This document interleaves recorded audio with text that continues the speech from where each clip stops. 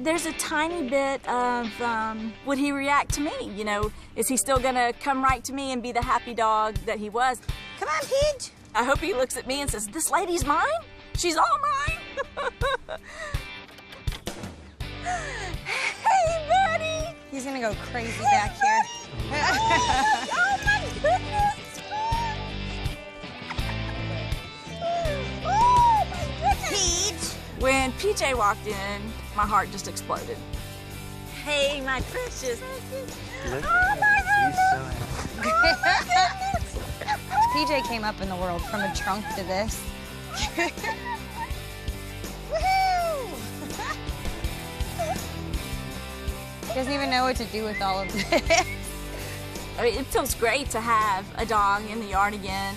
Come on, bud. It's definitely been an empty spot for, you know, a few months. Look at. What is that already in your bed? I'm definitely not trading one for the other in losing my dogs and rescuing PJ. They have one similar to these that you can. He's like, that is mine. That was in my bed.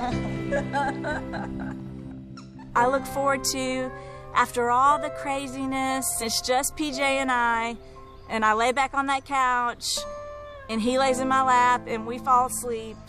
It's gonna be